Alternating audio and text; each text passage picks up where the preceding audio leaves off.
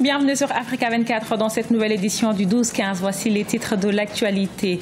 Ansar al-Sharia, groupe terroriste libyen, annonce sa dissolution. Dans un communiqué diffusé le 27 mai, l'organisation admet implicitement avoir été affaiblie par la guerre contre les forces du maréchal Khalifa Haftar.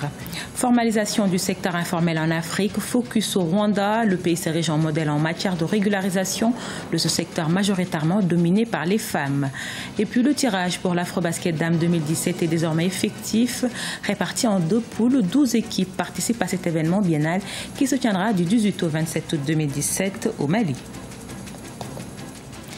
Mais tout d'abord, le 30 mai 2017, c'est la date limite pour le dépôt des candidatures pour les législatives au Sénégal. Les candidats ont jusqu'à cette date à minuit pour déposer leur dossier à la direction des élections du ministère de l'Intérieur. Prévu le 30 juillet 2017, plusieurs responsables politiques ont déjà annoncé la création de leur coalition pour ce scrutin majeur qui sert de test avant la présidentielle de 2019. Affaibli par la guerre contre l'armée nationale libyenne, le groupe libyen Ansar al-Sharia annonce sa dissolution. Créée après la révolution de 2011, l'organisation terroriste s'était implantée à l'est et à l'ouest du pays et auteur de plusieurs attaques en Libye. Corinne Comdem. Le groupe djihadiste libyen Ansar al-Sharia a annoncé sa dissolution dans un communiqué publié sur Internet ce samedi 27 mai. Dans ce communiqué, le groupe admet implicitement avoir été affaibli par la guerre contre les forces de l'armée nationale libyenne menée par le général Khalifa Haftar dans l'est du pays. Une dissolution qui ne serait pas pour autant réellement synonyme de progression dans la lutte contre les groupes terroristes dans le pays en crise depuis maintenant 6 ans. Je ne pense pas que il y a un grand effet à cette dissolution de ce groupe. Il est tout à fait la même chose avec le groupe tunisien d'Ansar al-Sharia qui devient Daesh. Ce groupe est terminé depuis 2014.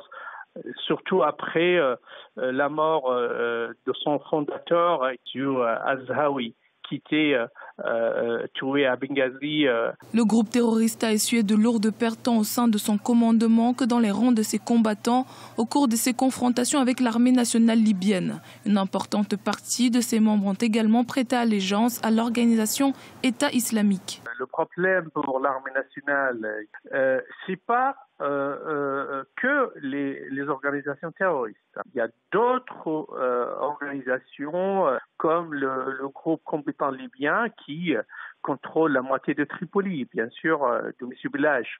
C'est vrai que Ansar al-Sharia, ils ont disparu maintenant, mais leurs membres, ils sont toujours actifs. Les terroristes sont là, ils changent de nom, mais ils sont toujours là, à Tripoli, et ça pose beaucoup de problèmes à l'armée libyenne de démanteler, les organisations terroristes, et deuxièmement, tous les milices hors de la loi qui ne sont pas affiliés à aucune force centrale qui agit à leurs intérêts. Loin d'être un signe de victoire pour les forces du général Haftar, cette dissolution annonce surtout un renforcement de l'État islamique. L'armée nationale va devoir faire face désormais à la branche libyenne de l'organisation terroriste, dont l'effectif ne cesse de croître.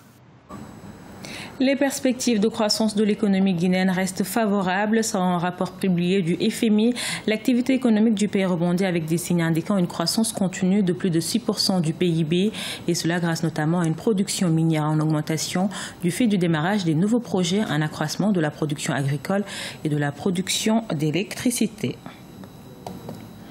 Générateur de revenus, le secteur informel emploierait près de 70% de la population d'Afrique subsaharienne. Cependant, ce secteur qui fait vivre de nombreux Africains profite peu aux États du continent du fait de la part qu'il occasionne, et pour y remédier, des pays comme le Rwanda tentent d'élaborer des stratégies pour sa formalisation. Un reportage de notre correspondant Fratan Dakiaïsanga. Nyabugogo, l'un des quartiers les plus animés de Kigali au Rwanda. Nous sommes ici à la gare routière internationale de Nyabugogo. Le fief du commerce informel évident, pratiqué pour la plupart par des femmes, toujours vigilantes pour échapper à la ronde policière. Nyirabambogo Marthe a exercé pendant plus de 40 ans ce commerce informel. Cette femme de 64 ans a bénéficié avec d'autres femmes d'un point de vente fixe grâce au gouvernement rwandais. Les conditions n'ont jamais été faciles dans la rue. Je n'avais pas les moyens de payer une place fixe quelque part dans un marché. Je parvenais difficilement à subvenir aux besoins de ma famille. Maintenant, ça va un peu mieux. Selon un rapport de l'Organisation des Nations Unies pour l'alimentation et l'agriculture publié en mai 2017 à Kigali, le commerce informel dans les pays de la communauté de développement d'Afrique australe occasionne une perte annuelle estimée à 17,6 milliards de dollars américains. This is very significant. So which means if that Tout cela est très significatif et ça veut dire que si ce commerce n'est pas reconnu comme il se doit, nos pays perdent beaucoup en matière de développement socio-économique. Si c'est quelque chose qui existe, alors c'est aux politiciens de l'inclure dans leur planning.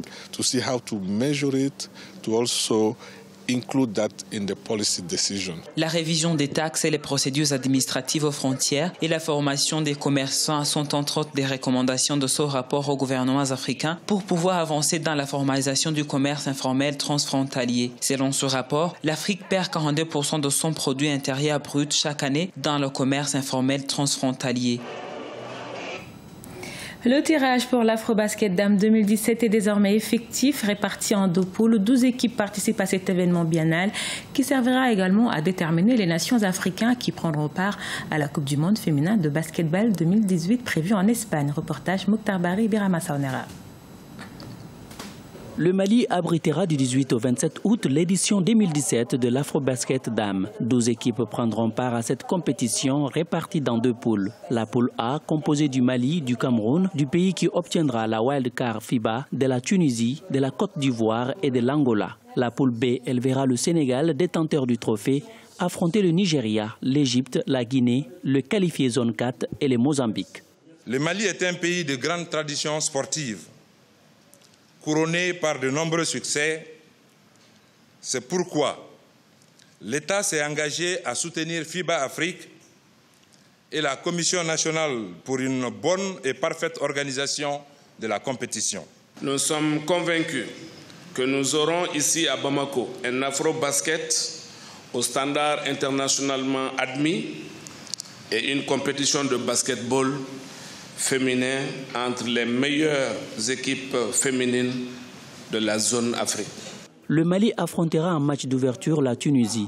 Pour nombre d'observateurs, c'est une compétition ouverte où toutes les équipes peuvent tirer leur épingle du jeu. Les groupes sont équilibrés, c'est une bonne chose et je crois qu'à partir de ce moment, le championnat risque d'être vraiment intéressant.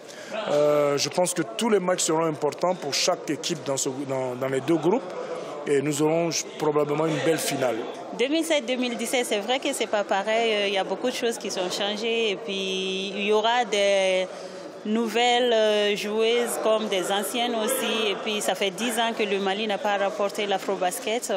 Notons que 2 équipes manquent à l'appel. Celles-ci, la wildcard FIBA et les qualifiés de la zone 4 ne seront connus qu'à l'issue des tours des cadrages qui se tiennent jusqu'au 5 juin au plus tard. En rappel, le Sénégal est le détenteur du trophée. Ce journal a été réalisé par l'ensemble de la rédaction. Nous vous remercions pour votre fidélité. Dans un instant, une nouvelle édition de l'actualité sur Africa 24.